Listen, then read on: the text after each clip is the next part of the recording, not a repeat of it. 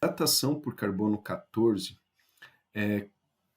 conta com uma história chamada meia-vida do carbono 14.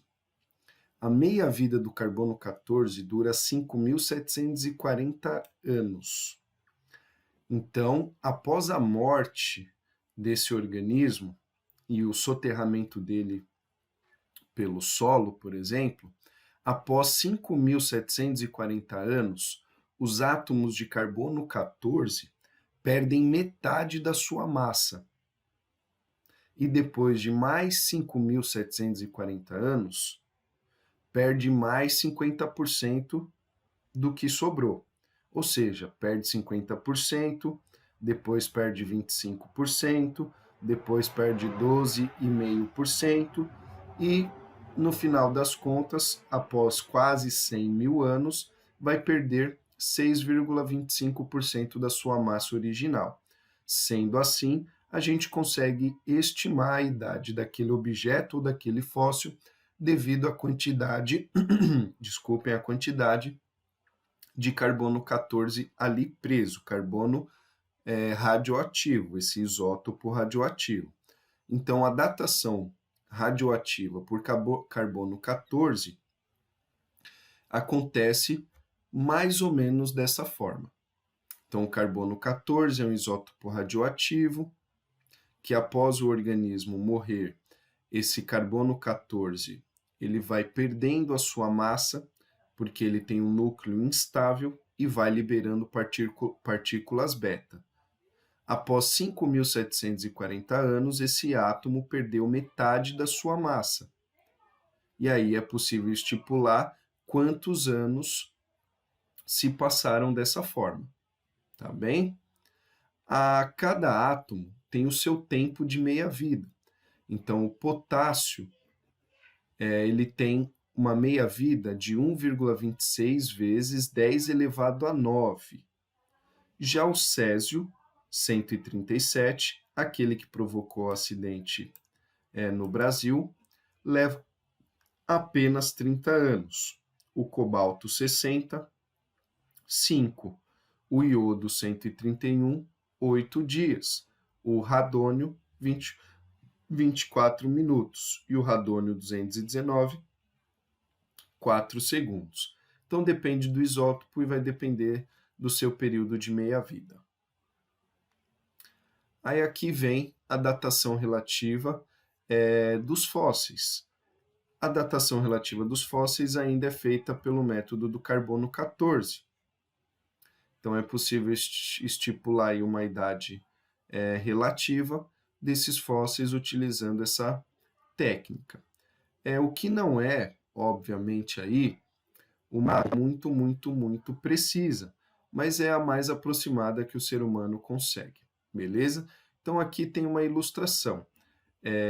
Quando o objeto, o organismo, acabou de morrer, a quantidade de energia liberada é muito grande. Depois da meia-vida, depois de 5.740 anos, a quantidade de energia diminui, e assim por diante. Então, dessa forma, a gente consegue estipular aí a idade de um organismo, de um fóssil, quer dizer, não de um organismo vivo.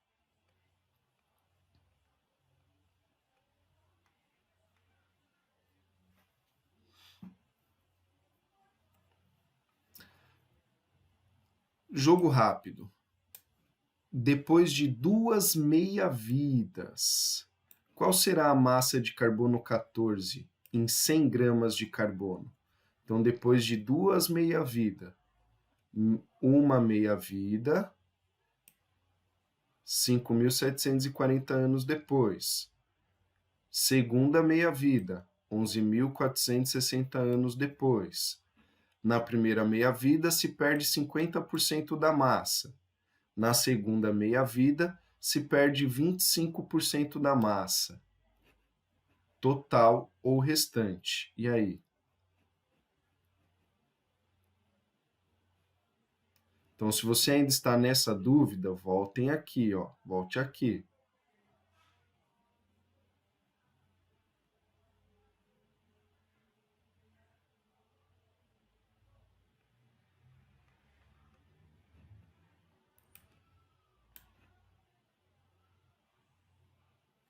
25% da massa inicial, tá bem? Então, façam essa conta rapidinho. Então, uma meia-vida, 50% da massa original. Segunda meia-vida, 25% da massa original. Tá bem? Então, se passaram duas meias-vidas de carbono 14, 100 gramas era a massa original, inicial. Aí, menos 50% de 100 gramas e depois menos 25% de 100 gramas. Fácil. Efeitos da radioatividade no corpo humano. Essa parte aqui, ela é bem extensa, tá bem? Então, deem uma lida, vejam aí os efeitos da radiação no organismo, anotem esses efeitos no caderno, é sempre bom, é sempre importante, mas nós falaremos mais sobre as aplicações da radioatividade no nosso cotidiano, tá bem?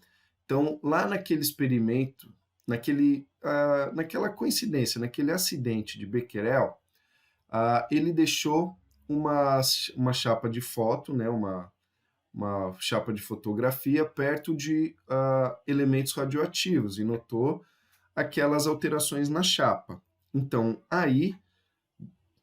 daí foi se tirada a ideia de fazer a radiografia.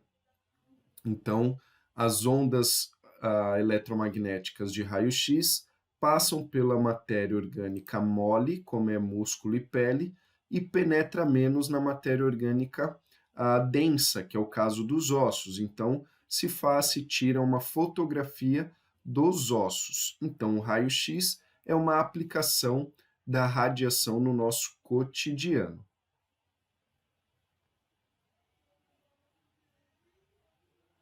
E existe raio-x em um monte de lugar. Nos presídios, nos portos, aeroportos, para verificar a entrada de determinados objetos. Tomografia por emissão de pósitrons. Nesse tipo de exame, é colocado, por exemplo, o que a gente chama de contraste. É colocado um líquido contendo aí esses elementos radioativos, esses isótopos radioativos. E aí, quando se a pessoa entra no tomógrafo, ele libera determinadas radiações e essas radiações vão captar esse isótopo radioativo, esses pósitrons. E aí vai dar uma ideia legal do caminho percorrido por este contraste.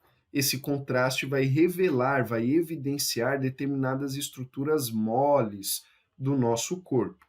E aí, posteriormente, este contraste ele será filtrado pelos rins e eliminado.